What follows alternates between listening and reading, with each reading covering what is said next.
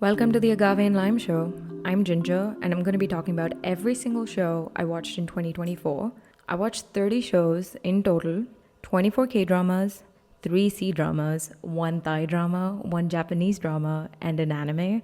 I won't be including any short dramas that I watched. I did watch quite a few short C-dramas, and I won't be including shows that I'm halfway through that I'm planning to eventually complete this year. So let's start with K-dramas. Number 1, Taxi Driver Season 2.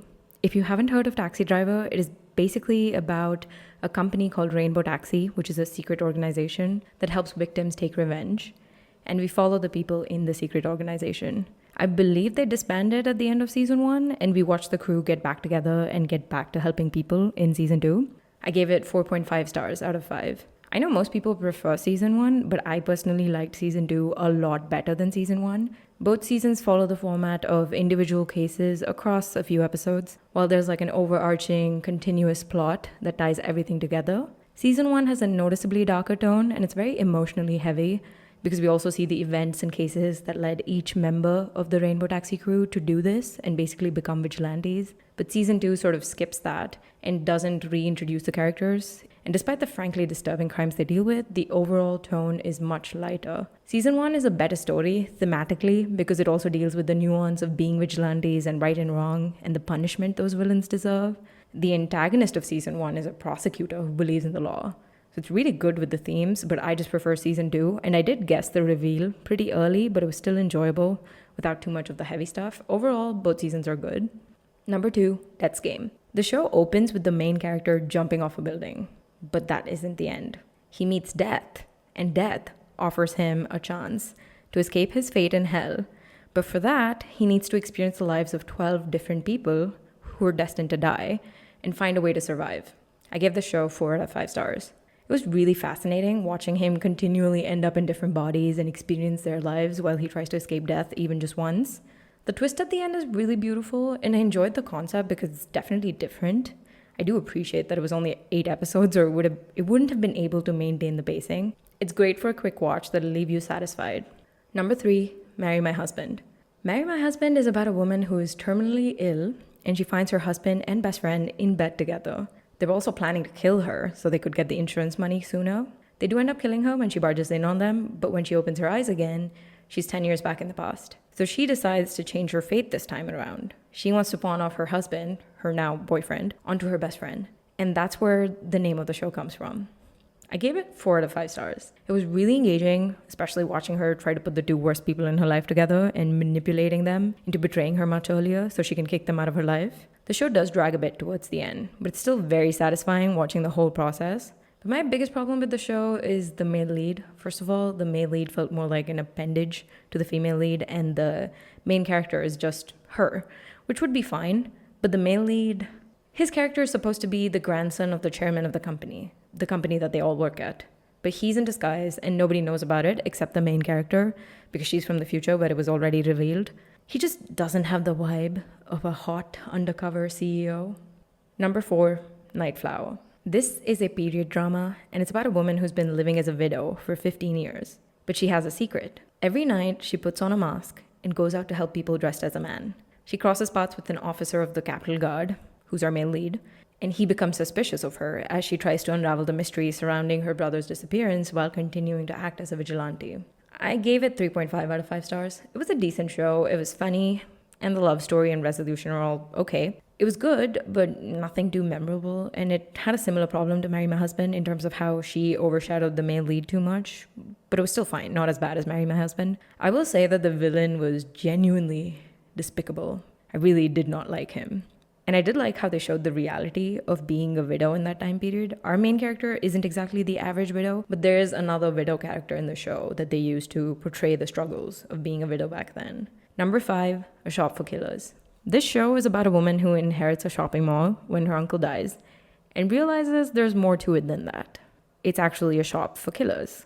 She's also being targeted by a bunch of killers at the same time. There's 2 timelines in the show. One is present day with Denise, and that entire timeline takes place over just one day, from the first episode till the last episode, and woven throughout, we see flashbacks of her relationship with her uncle, and also what he did that caused her to eventually end up with this mess. I gave it 3 out of 5 stars, and that was me being generous. I was so disappointed with the show. In theory, I would have loved the show. The description sounds like it's right up my alley. I was expecting to see a main character who gets a suspicious inheritance and slowly uncovers her uncle's secrets and eventually steps up to the position left behind by her uncle and becomes a complete savage in the best way possible. And we would also see flashbacks of how her uncle was secretly training her for this her whole life. But that's not what happens. The 3-star rating is only due to the existence of Lee Dong-wook. At least his scenes in the flashbacks were engaging. But every time we're in present day, I just wanted to skip over the whole thing. The present day timeline is literally just one day. But despite her being chased by a bunch of unknown killers while she's trying to figure out her inheritance, it feels like barely anything happens to actually justify dragging out one day for 8 full episodes. Her character is also kind of annoying because she has almost no character growth. I mean, how could she have any character growth in just one day? But for us, it's 8 freaking episodes of watching her make the same type of choices over and over again. Where's the cool main character I was expecting by the end of the show? Turns out she might not even have been the main character. The flashbacks that tell her uncle's story easily take up more than half the show. So it seems like he's the main character more than her. I did like the timeline that follows the uncle, but it just felt so misleading because that wasn't how the show was initially presented. So even though I appreciated his story, the uncle's story, I was there to watch a naive young girl turn into a complete savage, which is not remotely what I got. She never steps up to the plate. She never shoulders these new responsibilities. All she cares about is getting rid of this illegal shop for killers, which makes sense from a moral standpoint, but this is a show. I'm not here for a lesson on morality. And that twist, I totally saw it coming after a certain point, but that twist made the entire present day timeline completely useless. There was no reason any of that even had to happen, which is the worst kind of twist. The kind of twist that tells you everything that happened so far was completely pointless and you just wasted your time. But at that point, I was so over the knees that I was actually glad. That's how bad this show is. Number 6, LTNS. This show is about a married couple who lost the spark a long time ago and somehow stumble into blackmailing cheating couples and in the process find their spark again. I'm not going to give it a rating because I DNF'd it, as in I did not finish it. It only has 6 episodes, and I watched 3, so I did get halfway through the show. I was expecting to like it, but it was just not the vibe that I prefer. It was much darker, and I really don't appreciate A-rated stuff that serves no real purpose in the story. I understand that the entire show is supposed to have a dark comedy feel, but that's just not my thing. Another thing that really bothered me is that it's supposed to be about a couple down on their luck, and they get sick and tired of watching other people do bad things and getting away with it and getting further in life than them. So they decide they're done being the good guys, and they don't owe it to anybody to be law-abiding citizens who don't act on their impulses. But the husband, he's a taxi driver, and the wife is a receptionist/concierge at a mid-range hotel. She used up all her savings to buy him a taxi, but he just spends every day cruising around in his taxi and refusing to take customers. And then he accidentally ends up submerging his taxi in waist-deep water while he was being lazy and sleeping in the car. Where's the character who's struggling in this crappy world who then decides to take revenge by blackmailing others? And their plans just fail way too quickly, maybe because it's only 6 episodes, so it felt like we didn't really get to experience the satisfaction of them doing the blackmail properly and actually being good at it, not even once. Number 7, Flex X Cop. This show is about a wealthy third-generation corporate heir, or chaebol, who somehow ends up joining a violent crimes unit in the police force. He uses his money and connections to help them catch bad guys that the cops usually wouldn't be able to touch. I gave it 4 out of 5 stars. It's a police procedural comedy with barely any romance. They solve a few different cases together, with each case covering a couple of episodes. I actually liked that the romance was so subtle. Some might even say there was no romance at all. Because most K-dramas have a ton of romance in them, which I don't mind because I do love a good romance, but this show felt like a breath of fresh air. For anybody who doesn't like romance in their shows, this is the one for you. There's also no love triangle. A K-drama without a love triangle. Who would have thought, right? It's one of my pet peeves with K-dramas, the completely unnecessary love triangle. The second male lead is just her best friend, who has his own love interest. How refreshing. There's also one particular case that they deal with where an actress dies. I love how it didn't show women in a negative light, despite the behavior during the case, which is traditionally considered negative for a woman, and it even portrayed healthy female relationships. Number 8, Dr. Slump. It's about 2 doctors who were rivals in school, and they reconnect as adults at the worst point in their lives and help each other heal while also falling in love. I gave it 3 out of 5 stars. I know a lot of people love the show, but it was very disappointing. I love the mental health representation. She's depressed and he has PTSD, and there's a lot of other stuff going on in their minds and also externally. Their relationship is really wholesome and their journey to healing is also really well done. But my problem is with the actual main plot. The mystery is resolved about halfway through, and then it feels like you're just watching the resolution after the climax, but for nearly half the show instead of just one episode. Number 9, Queen of Divorce. This show is about a woman who's betrayed by her husband and loses everything, and eventually creates a company that specializes in handling divorce cases and fights for justice for the people dealing with crappy spouses. There's a romance, and they handle a few different cases. I gave it 3.5 out of 5. It was fine. There wasn't anything wrong with it, but there wasn't anything great about it either. I enjoyed it and then forgot about its existence. It was very forgettable. Number 10, Wedding Impossible. The main character is a struggling actress who agrees to a fake marriage with her best friend, who wants to hide the fact that he's gay. He's also secretly the heir to a corporation, or one of them, and there's a significant focus on the fight for inheritance. The male lead is her best friend's younger brother, so it's complicated, to say the least. I gave it a 3 out of 5 stars. It was meh. The male lead was a little annoying and they had almost no chemistry. Number 11, Wonderful World. It's about an author whose life is shattered after her son is killed in a hit-and-run accident. The justice system fails to punish the criminal, so she takes matters into her own hands and ends up in prison herself. I gave it 4 out of 5 stars. This is a true revenge story, a proper thriller. I really enjoyed it, but I couldn't rate it higher than a 4 because the first 3-ish episodes just dragged so much. I had to watch it on 2 times speed, and also I was like skipping through some parts. It's very slow until that point, and then things start getting really good. All the plot twists are genuinely good, trust me. Also, unlike most K-dramas, it doesn't actually drag after the midpoint, probably because it was so slow in the beginning already. But if you just get through the first 3 episodes, it's totally worth it. Actually, let me know in the comments down below if you would like me to do a detailed summary video of the entire plot for this show. Number 12, Lovely Runner.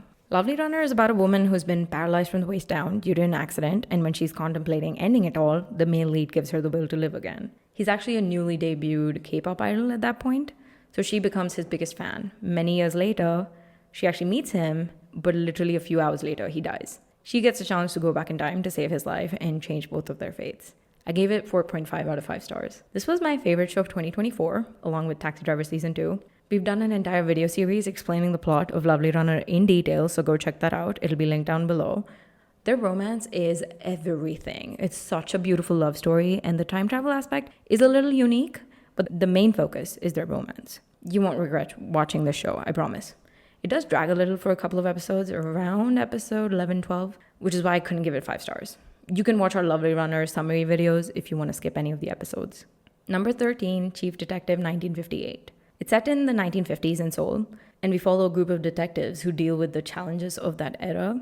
I gave it 3.5 out of 5 stars. It was fun, but I wouldn't recommend it to anybody who's just getting into K-dramas because it dives deep into what Seoul was like during that time period and doesn't have the typical K-drama vibe. Also, I was expecting them to solve cases, which they do, but I was expecting them to solve mysteries.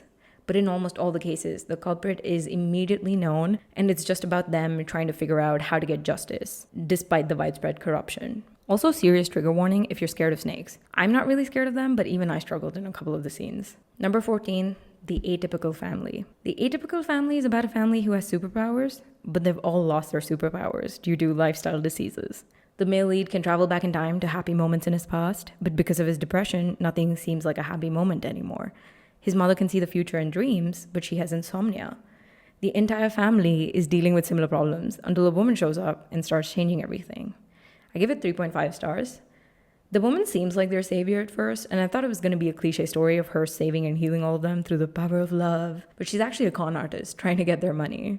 It's not really a spoiler, it's revealed pretty early on. It's a fun concept, a decent show, but I didn't really enjoy it much. The only truly positive thing I could say about it was that it didn't really drag. There's also a whole chicken and egg time loop situation, which kind of annoyed me because it felt like there was no point to anything. Everything was going to happen anyway. Also, the dad is brokenhearted from his failed marriage, but instead of learning to get over it and being a better father to his teenage daughter, by the end, he actually just falls in love with the con artist and is a better father as an unintended side effect of that, not because he realized how much his daughter needs him. Number 15, Crash. The show follows a unit of cops who deal with traffic crimes. I give it 3.5 stars. I did enjoy it, but it's a very average show. Something you would watch to pass the time because you couldn't find something better. Number 16, High School Return of a Gangster. This show is about a gangster who somehow body swaps with a high schooler who tried to unalive himself because of serious bullying. Then the gangster proceeds to change the kid's life. I gave it 3.5 out of 5 stars. My entire opinion of this show, it was fun watching a 40-something-year-old try to act like a high schooler. That was pretty much it. This was adapted from a BL webtoon, but the romance was turned into a bromance. I didn't know this when I was watching the show, but I did feel like there were moments that felt weirdly intense, like there's unresolved tension in the air between them. I'm assuming that was intentional because they chose not to go the BL route, so they were kind of subtly throwing that at us. But even with no romance, the show is still worth watching. It's only 8 episodes, so it's a quick watch too. I would have given it a 4 if it didn't drag a little towards the end. Number 17, Miss Night and Day. The show is about a young woman who's struggling to find a job, but then she suddenly gains the ability to transform into an older woman in her 50s during the day and returns to her true self at night. She uses this ability to land a job as a senior intern. I gave it 3.5 out of 5 stars. The romance was kind of non-existent, even though there's supposed to be romance. After they get together, it really felt like the actors were confused about what to do next. And the second male lead almost entirely interacts only with the older daytime persona. So when there's finally a scene with the second male lead and the younger actress, it felt weird. The second male lead and the older persona have good chemistry, but when the actress changed to show the night persona, it didn't feel even remotely like the same person in a different body. Overall, it was an okay show, but pretty average. Number 18, No Gain, No Love. The main character is someone who hates losing out on anything. Money, love, affection, you name it. When she finds out she could potentially lose out on a promotion at work just because she isn't married, she decides to stage a wedding so she can pretend to be married, but also collect money from everyone who shows up for the wedding to congratulate them. The male lead works part-time at a convenience store, and he is the polar opposite of her personality. But somehow he ends up agreeing to this farce, and we follow their story from there. I gave it 3.5 stars. I would have only given it a 3, which is pretty low, but I added the 0.5 for Kim Young-dae's existence. I had such high expectations when I first saw the trailer, and I was so excited to start watching it, but it was ultimately just underwhelming. The show was genuinely so funny sometimes, but overall just boring. And fell flat, and the level of boring just kept increasing as it got closer to the end. Number 19, Spice Up Our Love. This is a spin-off of No Gain, No Love, the previous show, and it follows the side characters. It's only 2 episodes, and it's based on the premise of what would happen if the author of the story becomes the main character in her own story, and the male lead is the guy she despises. I gave it only 2 stars. It was disappointing, and honestly, a little weird. It felt like one of those novellas that can never be good, because they're just too short and everything's rushed. In the beginning, they actually show the scenes from the story the way they were written in the web novel, before the author landed in the story world, and I actually found those scenes a lot more engaging, despite how cliche they were. The romance didn't even remotely feel romantic. I liked that they were trying to highlight the side characters, but the execution was just not it. Number 20, The Judge from Hell. Our main character is a demon who wrongly condemns an innocent human to hell. So now her punishment is that she has to possess the body of that human and go to the human world and find and kill 10 murderers in 1 year. The main lead is a detective investigating her murders. I give it 3.5 stars. The first half made me think it was going to be 4 stars, but the second half kind of went a little downhill. Still very enjoyable, but not as good as the first half. It was a fun show, and I do like her character growth and the process of how she ultimately comes to like humans. Surprisingly, even though the show is similar to Marry My Husband and Nightflower in the sense of an experienced female lead versus a new male lead, I didn't really feel like it was too unbalanced. Number 21, Gyeongseong Season 1.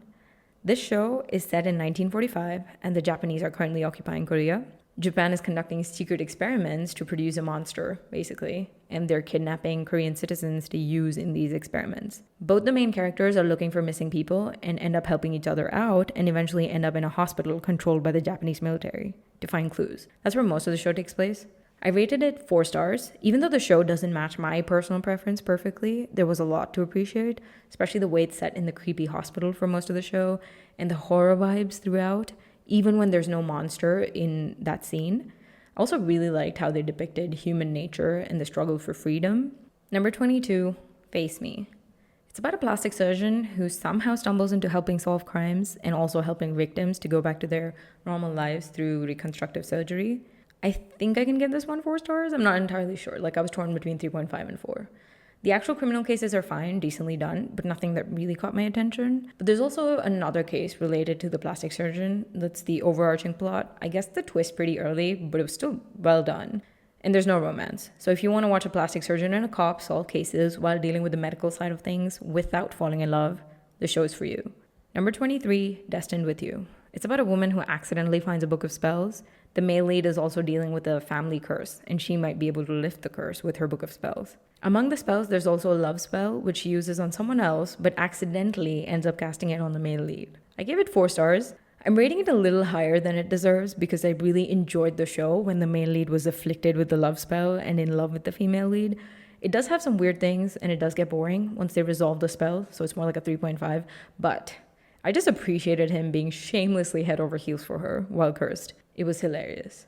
Number 24, Delivery Man. The show is about a struggling taxi driver who starts unknowingly picking up ghosts as passengers, and with the help of another ghost who has no memory of her life, also the female lead, he begins granting their last wishes by driving them to significant locations related to their life. There's also a mystery element with solving some of the deaths. I gave it 3.5 stars. If you watch the show Let's Fight Ghost from 2016, the plot is quite similar, but I still found it enjoyable. It's also only 12 episodes, so there isn't really any part that drags.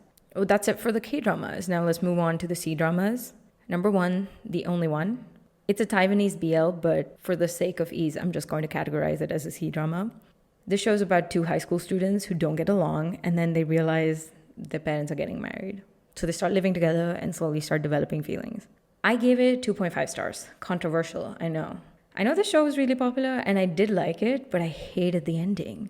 If there's no season 2, I might even drop the rating further. That's how much I hated the ending. If there is a season 2 and the ending was just the midpoint of their story, then I can somewhat get over it, but it wasn't just the ending that was an issue for me. There was a lot of emotional bonding between the two, but ultimately it didn't really feel much like romance. In the beginning, it was fine because you need to get things going and learn about each other and slowly cultivate good feelings. But it felt like as the show progressed, the romance was also supposed to increase, but it didn't. As the show progressed, the romance just stayed the same, the level of the romance. It could have easily been mistaken for a show about cultivating good brotherly feelings and not romance most of the time. I understand that they're in high school and you can't go overboard with the romance realistically, but where is the chemistry? They do have good chemistry, don't get me wrong, but just not as a romantic couple. It feels more like the found family trope. If it wasn't supposed to be a BL, which is literally all about the romance, I would have liked it a lot more. If they told me the show was about finding your tribe and making lifelong friendships, the show's great. Which is why there definitely has to be a season 2 so they can maybe at least show them being romantic, not just brothers. Number 2, The Double.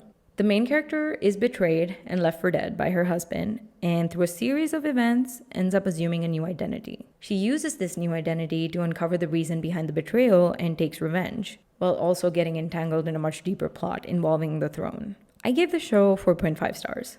If you know me, you know that I'm super stingy with ratings. Even a 4-star rating is really hard for me to give out, but this one deserves the 4.5. This is also the very first full-length C-drama that I actually watched till the end. I usually watch 20 to 30% of a full-length C-drama and stop because I end up getting bored. This show has 40 episodes, with each one being about 45 minutes long, and it's so good that I watched all of it in like 2 days without a break. The romance is also just so good. Their chemistry is amazing. Number 3, Love Game and Eastern Fantasy. It's about a woman who accidentally ends up inside the world of a fantasy novel that she read, and that too inside the body of a villain. She has to complete missions within the novel's plot to return to her reality. The male lead is another supporting character who's inside the novel world, not a real person. And he really hates her character and is more likely to kill her than talk to her. I gave it 4 stars. I was just talking about how stingy I am with ratings, and voila, another 4-star rating. I enjoyed the show, but I might be a little biased because I really like this trope, and I've read many Chinese and other language web novels with this trope. Leave a comment down below if you want some recommendations. Okay, so let's jump into the miscellaneous category, I guess. Number 1, Sunset X Vibes. This is a Thai BL drama about a man who starts an internship at a jewelry company, and when he has a run-in with the CEO, he realizes that's the man he's constantly been having dreams about before they ever even met. They seem to have some kind of past life connection, and they fall in love again in this life while keeping it a secret from their coworkers. I gave it 3.5 stars. It was a typical Thai BL drama. It was decent. Number 2, My Love Mix-Up. This is a Japanese BL drama about 2 seemingly straight guys who end up tangled together because of a misunderstanding and slowly discover their feelings for each other. 2.5 stars. I don't even know how I found this show. It's from 2021. It's a high school romance, and it was cute enough, but my biggest issue was the main character. He was very annoying most of the time and jumped to conclusions at the drop of a hat. Even the big thing that happens in the third act was a little stupid. Also, wish it took longer for the main character to develop feelings. It literally happens in like 2 episodes. There's 10 episodes in the show. Like, come on, at least wait till the halfway point and make me believe that you actually developed feelings, not just woke up with them one day because the writer told you to. Number 3, Solo Leveling Season 1. This is the only anime I've included in the list. It's an anime based on a Korean web novel which has also been adapted into a webtoon. It's set in a world where dungeons and monsters are commonplace, and some of the humans have evolved into hunters to handle these dungeons. Our main character is an E rank hunter, the lowest rank, in a world where you can't raise your rank no matter what you do. And E ranks are considered practically useless. He faces death and in the process discovers a way to level up. I won't be rating the anime because I read the webtoon, even though I didn't read the web novel, and I really like the webtoon, so the anime is just a way for me to revisit the story. I highly recommend the webtoon, which is on Tapas, or you can watch the anime on Crunchyroll. Season 2 is almost done airing. I have watched a lot of other random anime, but I don't know if anybody would be interested in that, so I haven't really included those in this list. Comment down below if you want to know all the anime I've watched. Make sure to check out our other videos linked down below.